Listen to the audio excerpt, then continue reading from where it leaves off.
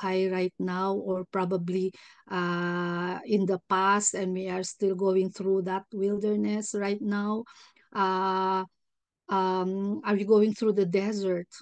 Sabi ni Lord, He can make rivers in the desert. Alam natin kapag desert, walang tubig, di ba? Yung bang what does it represent to us? Desert, it represents dryness.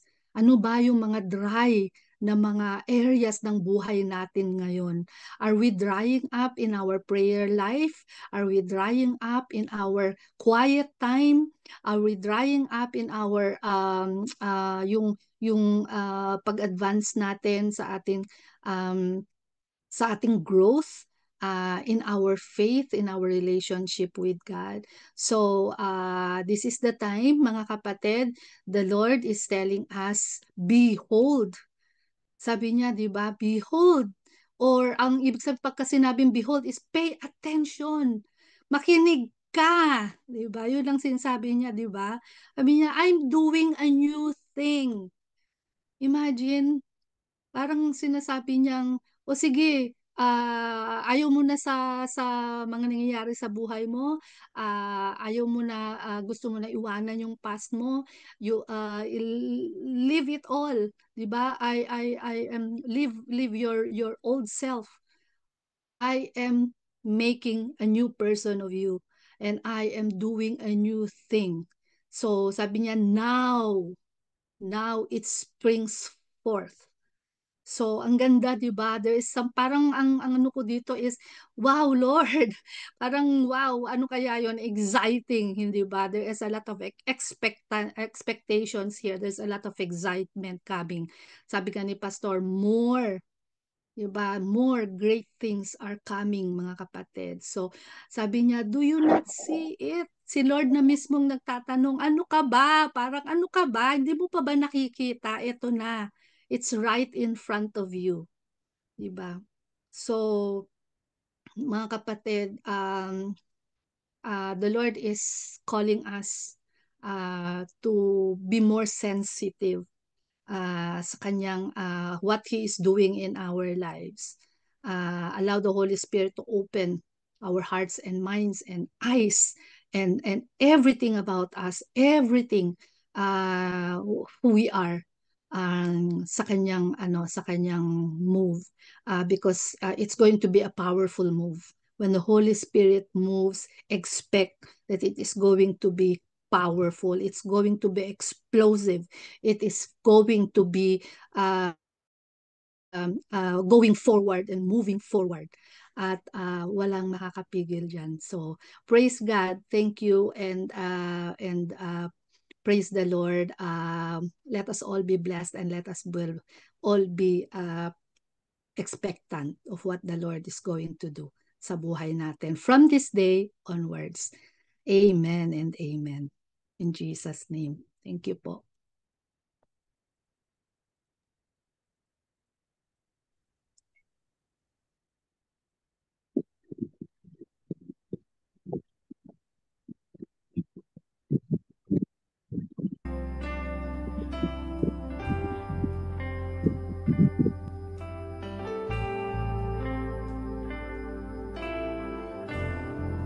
Okay, so ang ini-impress po sa akin Holy Spirit, ako daw tatawagin ko daw yung susunod.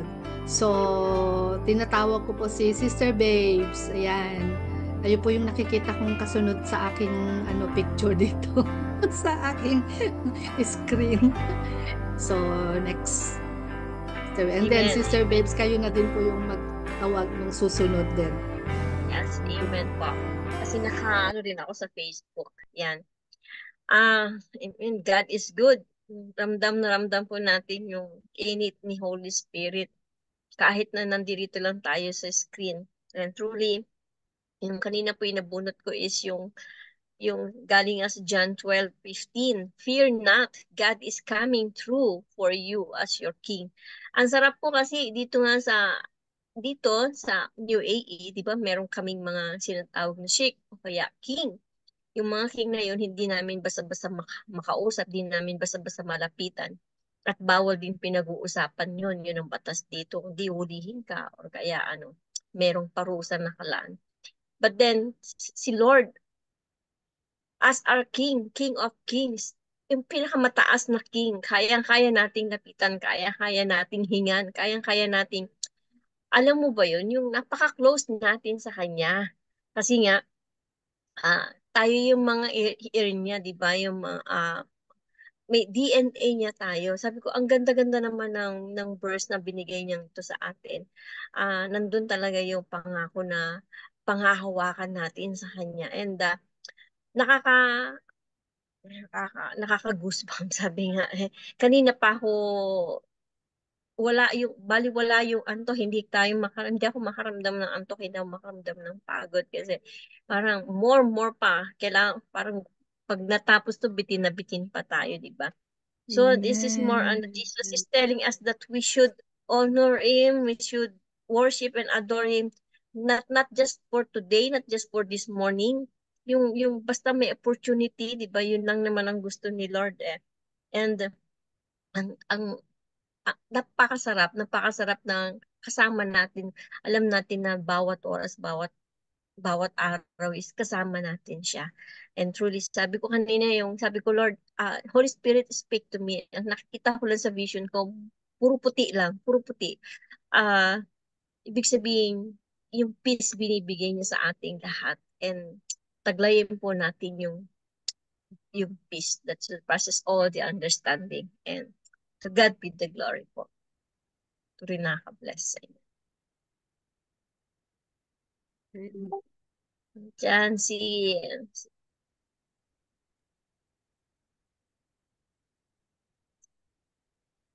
Kuya Rem, or diyan po ba kayo? Andito pa po kahit 2:00 na ng umaga, hindi tayo magsasawang makinig ng salita ng Diyos. Amen. At isa pa po na sinasabi ng Panginoon dito sa Power Box na kinuha ko ngayon lang. Gusto kong basahin po sa bawat isa at talaga namang naramdaman ko to eh. Sa Psalm 142 verse 1 and 2, ang sabi po dito, "The Lord God hears your earnest cry for mercy. He loves you with His steadfast love. Cling closely to Him and experience the loving care of our Father in heaven." Talagang napakaganda po nung sinasabi ng Panginoon dito na tunay na naririnig niya kung ano man yung ating hinaing. At sabi nga po sa kanya, He loves you with His steadfast love. Ganon. Tapos maging malapit tayo sa kanya at maramdaman natin yung pagmamahal, no, ng Father in Heaven. At ito po talagang nararanasan namin dito sa Amerika. Lalo na po ako, ang tagal kong inantayan Social Security ko, hindi ako binigyan ng pagkakataon na magkaroon ng hanap buhay. Pero minsan nagsa-sideline ako dati. So, yun lang yung binigay ng Diyos. Sabi ko nga, ang tanong ko, ano kaya ang purpose ng Panginoon? Ba't dinala ako dito sa Amerika? Siguro. At ngayon, pauwi na rin kami. So sabi ko, alam ko, pagkakaloob ng Diyos. Sabi nga, di ba, yung ano man yung hinaing, ito hininaing ko na to sa Panginoon pero hindi niya pinahintulot no? Na-deny ako ng Social Security ko. So ngayon, may pag-asa dahil pag-uwi natin sa Pilipinas, alam ko, merong bibigay na work ang Diyos sa akin. So yun lang po ang gusto kong i-share sa bawat isa na patuloy na magtiwala, magpananghawak sa pag ma-experience ang pag-ibig ng Diyos sa ating buhay. Yun lang. Amen. Amen. Amen.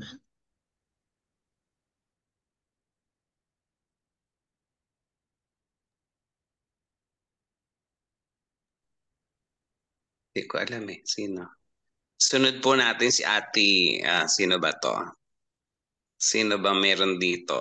Ruth, andiyan pa ba si Ate Ruth Bala? Listening only. Andito pa po.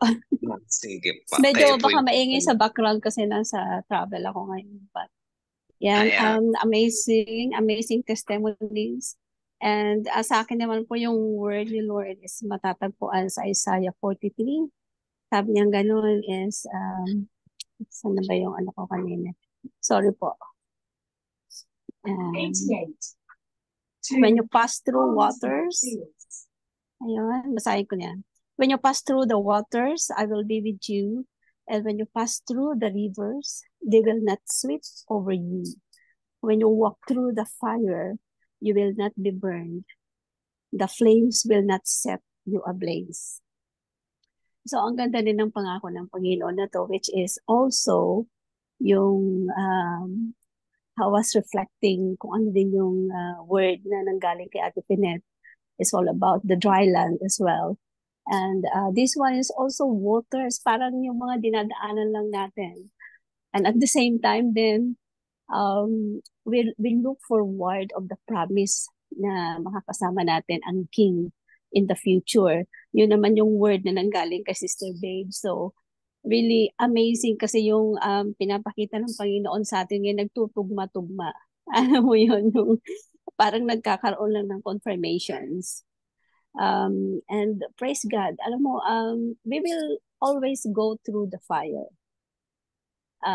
Gaya nga nung ano natin ngayon is the melting point, sabi ng kanina ni Pastor Vidaming, is it has to be a certain kind of heat for us to be melted. Hindi pwedeng lukewarm, hindi pwedeng konting init lang, otherwise hindi rin mamimelt yun. Hindi pwedeng lukewarm o hindi lang pwedeng lampas lang sa lukewarm. You know, that kind of thing. Kasi hindi rin mamimelt yun. Kapag gumagawa tayo ng mga gold, nung na-experience ko to nung pumunta ako dun sa Japan, nagkaroon kami na isang workshop na gumawa ng ring. So, pag hindi masyadong mainit yung paglalagyan mo ng metal, hindi mo talaga siya mabomold na maging bilog. Maging right, perfect na pagkabilog. So, for us, sabi ng ganon, for us to be melted and be patterned to the shape that God really wanted us to be, kailangan talagang we are on the perfect temperature. Yun yung naging takeaway ko doon. But at the same time, yung promise ng Panginoon sa Isaiah, when you pass through the fire, you will not be burned. Sabi ng ganon, kasama natin siya, ang Holy Spirit, while we are undergoing through that fire. Yung shaping, reshaping, lahat niyan, kasama natin siya. Walang mangyayari sa ating masama. Because God has promised that He will be with us. Yan lang po. And praise God, thank you. Thank you po. Salamat po. Amen. Amen. And sino pa nandyan atin? Let me just see kung sino nandyan. Sister. Naka-listening offer. Listening. Si Dani Conchita po. Are you still there po? There you go. Praise God. Thank you po. Yes po, yes po. Ang ini-impress ng Lord. Salamat, Sister Ruth. Sa akin dito sa Psalm 119 verses 89 to 98. Ang sabi niya dito, your eternal word, O Lord, stands firm in heaven. Your faithfulness extends in every generation. We need this. As enduring as the earth you created. Your regulations remain true to this day. For everything serves your plan. If your instructions hadn't sustained me with all, I would have died in my mission. I will never forget your commandments, for by them you give me life. I am yours. Rescue me, for I have worked hard at obeying your commandments. Though the wicked hide along the way to kill me, I will quietly keep my mind on your laws. Even perfection has its limits, but your commands have no limit. So nice to contemplate this promised word, to ponder upon as we go on with our melting point given, nakita natin dito may mga matatanda, may mga bata. So it's not only on our own generations that we have to prepare, but rather we prepare also for the next generation. Specifically yung mga bata na siyang magiging magmamana ng ating mga tayo. To keep them going on, sabi niya yung with obeying the laws, the commands that God has given us. Especially nowadays, in our situations wherein there is this really conflicting of interest, something of which we have to contemplate na maging steadfast always. Be steadfast always in the Lord so that we remain faithful to Him. And I thank you so much for this opportunity of sharing the word. Truly, we are so blessed. We are so blessed, mga kapatid. Sabi nga dito kanina, the angels are here with us. Yes, Lord, thank you so much. Thank you that the angels are here inspiring us.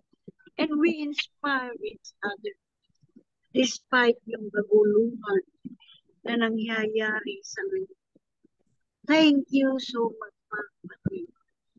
And here, sino ba ang gustong sumunod sa akin? Will you volunteer? Hindi ko kasi nakikita yung listahan. Wala akong nakikita ang listahan. Only someone will please volunteer. Sino po kaya?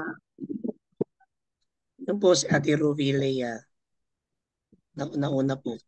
Tapos Ate Flora susunod. Thank you. Thank you so much, Pastor. Opo, Tita Conchita, thank you. Thank you po, Pastor Rory. Nung sinabi po yung tayo dito ay magsishare ng kung ano ang ini-impress ni Lord sa atin. So po yung word po sa akin is determination.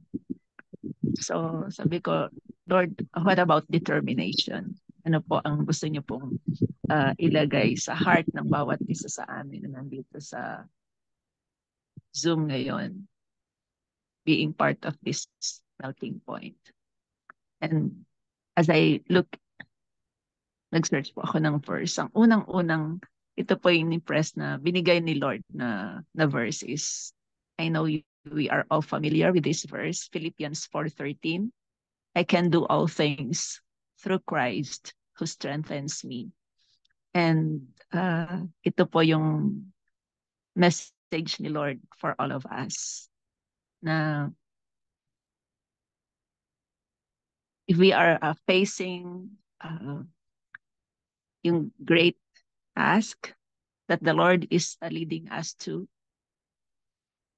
at a certain point, we feel that we cannot really do it on our own. This is the time that the Lord is reminding us that He is with us.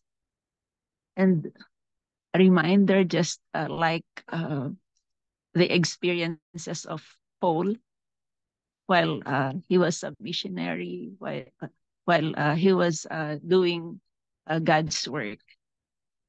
At a certain point in his life, this is what he said. And this was his declaration. Ito po yung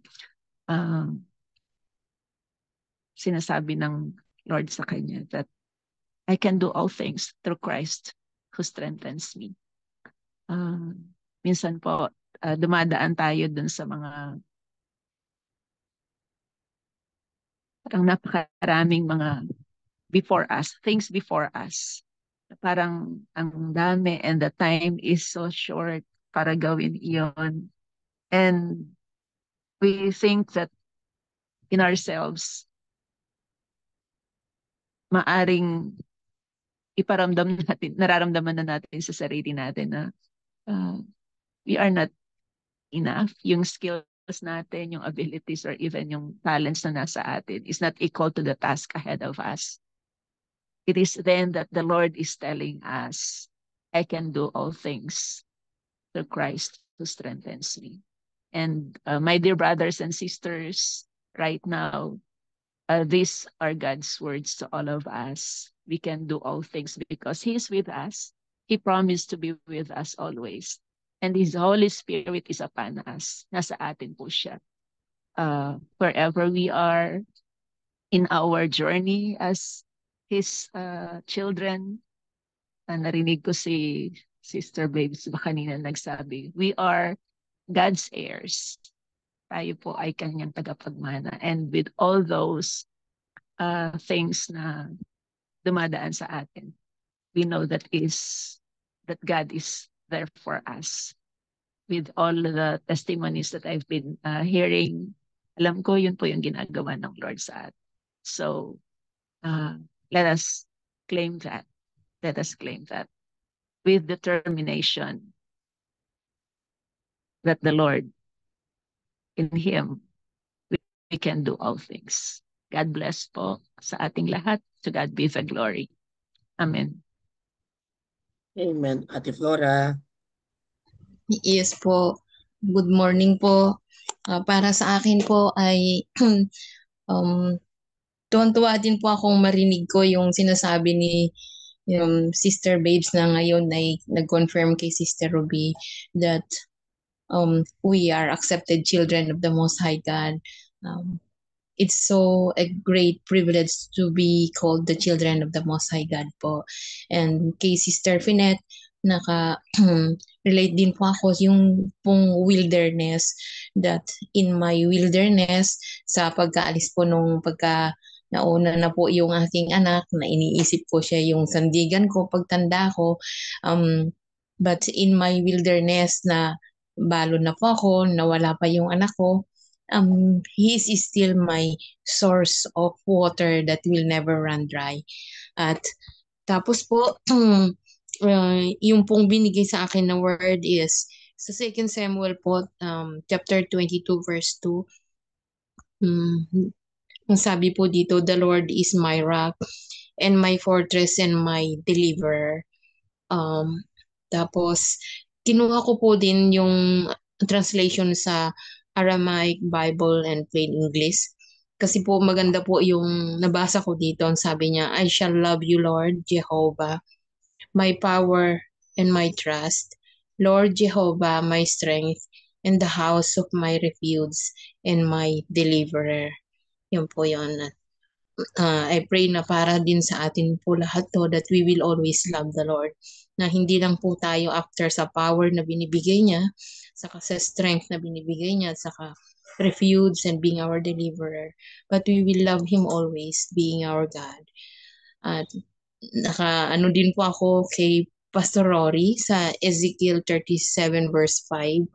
Ang sabi po ay, thus is the Lord God to these bones, behold, I will make breath enter you so that you may come to life.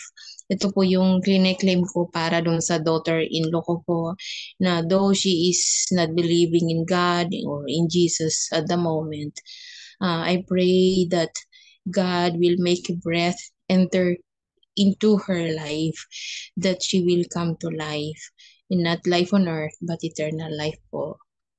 Yun lang po.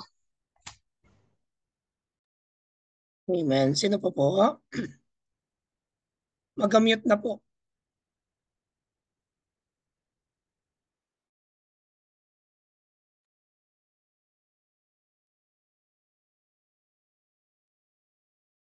Sige po, ako magtuturo na. Tsaka na sa Gina. Ate Rona. I'm just overwhelmed, Pastor, because I just felt the fire and the Holy Spirit and God's love. So the verse that was given to me is John 3:16. For God so loved the world that he gave his only begotten Son, and whoever believeth in him should not perish but have an everlasting life. And so when I actually finished writing, so like the keywords that I've written on the chat box, that heavenly home, it just so really touched my heart that God is our heavenly home. That this earth is just a temporary home for us, but our destination is in the heavens, and where we can find safety with Him, and it's just pure joy just thinking about it. That eternal life, and being with God, being with Jesus in heaven. So I'm just letting you know that God loves each and every one of us, and it's just so much. He's just full of love, and for each and every one of us, and that I pray that with this love that is given us, we can also share to others how much he meant to us and how much we meant to him. There's just so overwhelming, and how it touches me, all your testimonies and the testimonies from the other brothers and sisters today. So yeah, God bless you all. Love po.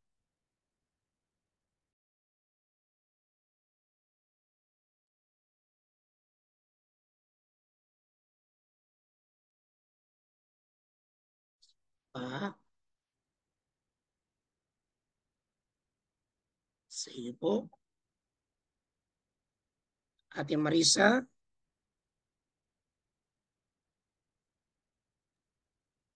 Opo, Pastor. Daling Okay, araw na ako po na sa dito. Gina. Good. Ang sa akin naman po, ang in-impress ni Lord, yung Psalm 23.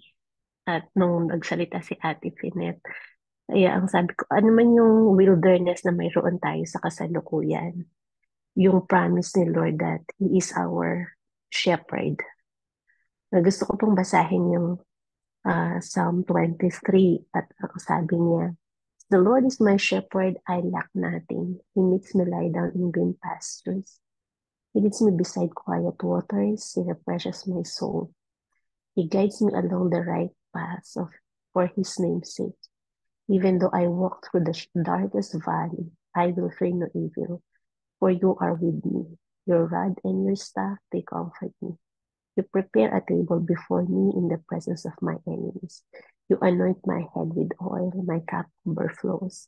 Surely your goodness and love will follow me all the days of my life, and I will dwell in the house of the Lord forever. So, whatever situations na mayroon po tayo, this time, yung promise ni Lord hindi nagbabago. And He will running after us. Yung goodness ni Lord is always running after us. Love will follow me all the days of my life. At yung response natin is we will dwell in the house of the Lord forever. Kasi yung promise naman niya for us is the eternal life. Sabi nga ni Ate Rona is the John 3:16.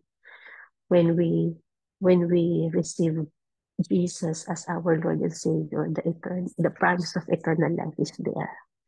Kaya it's just a reminder for every one of us na anumang sitwasyon meron tayo ngayon. Let us remember that God is our good shepherd and He always lead us doon sa greener pasture na promise niya para sa atin. Yun lang po. Thank you po. Salamat, ako na sa Gina.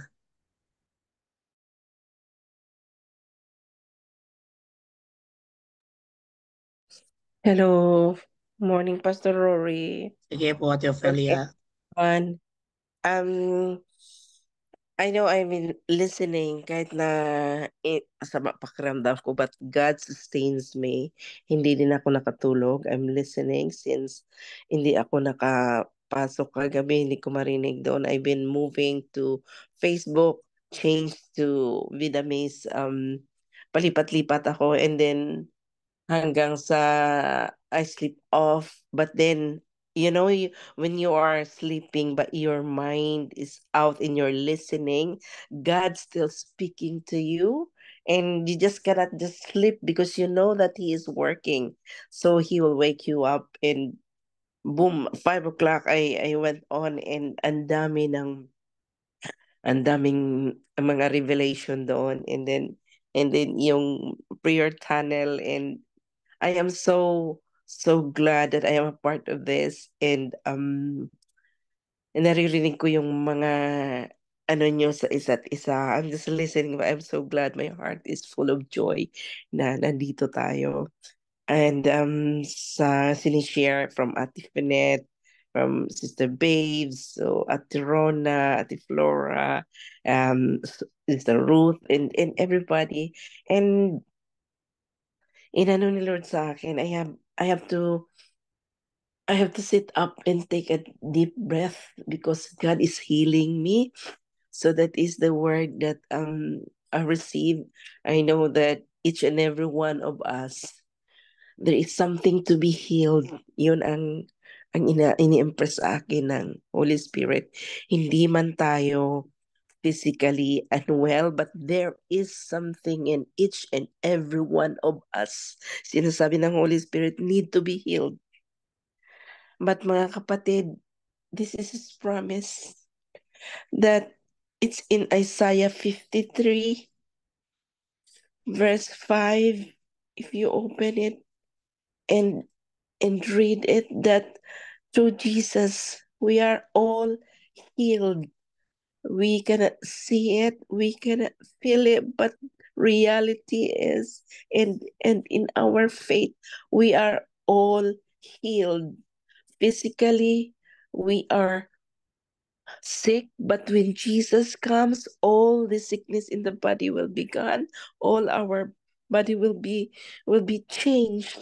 So be encouraged, mga kapatid, na healing is ours. And thank you for the melting points na ginaganap, because we are being melted, we are being transformed each and every day sa atin, sa katawan natin, sa spiritual being natin. And God is saying that He is the one true God, na wala na tayong ibang tatakbuhan na God, but He is the only God we have. And may binigay siya sa akin na word na sa Psalm 115. Mahaba siya, but pipiliin ko lang yung sinabi niya.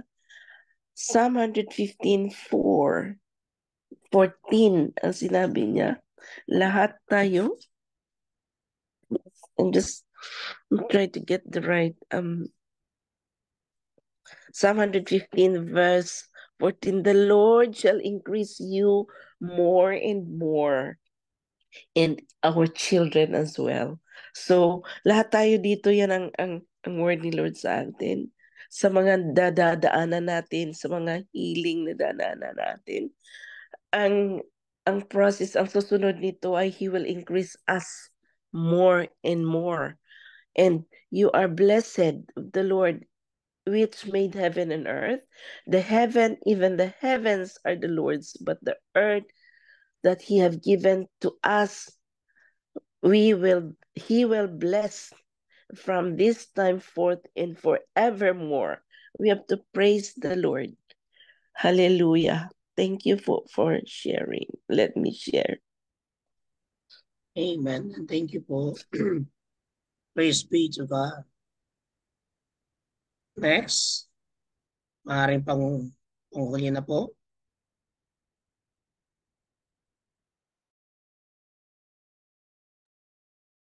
Ayan. Sige po. Ate Neri.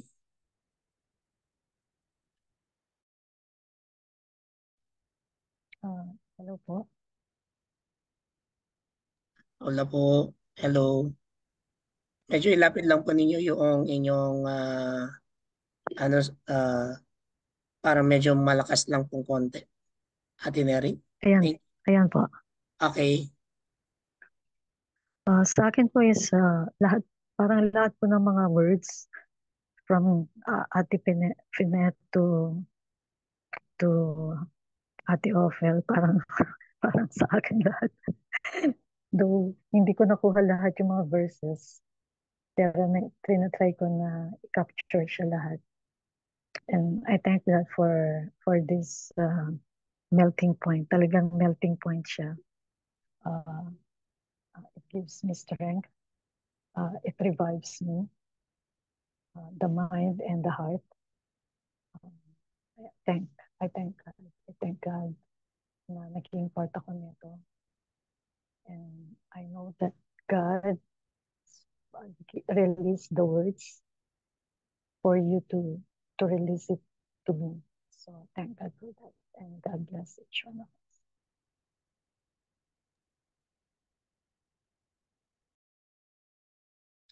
Okay. Sige po, bago po tayo po bumulik sa main, I just want to read it again. Yung ibinigay po ng ating pong Panginoon sa atin. One, kunin ko lang po yung aking isang gadget. Okay. Mababasa po natin sa Romans chapter 8, verse 15 to 16. For you have not received the spirit of slavery, leading again by fear of God's judgment, but you have received the spirit of adoption as sons of God, the spirit of producing sonship, by which we joyfully cry, Abba, Father. The Spirit himself testifies and confirms together with our spirit, assuring us that we believers are children of God. And then second, say Ezekiel chapter 37 verse 5, thus says the Lord God, to these bones, behold, I will breath enter you, so that you may come to life.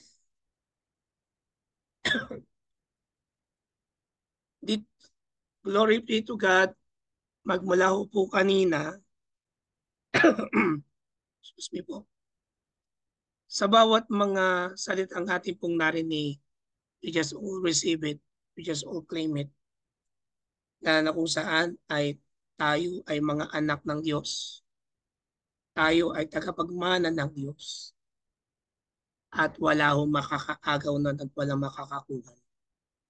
Even though na tayo nga dumadaan sa mga disyerto, but remember that we are the sons and daughters of God. We are the child of God. May mga naranasan man tayo. He's still our God. He's still our King. At talagang malalapitan mo siya. Katulad na binanggit kanina ni kapatid na Pops. Kaya, I pray that as we continue this melting point and through the days of our life, may the Lord always put in our heart and mind that in our traveling or walking, we may experience Him deeply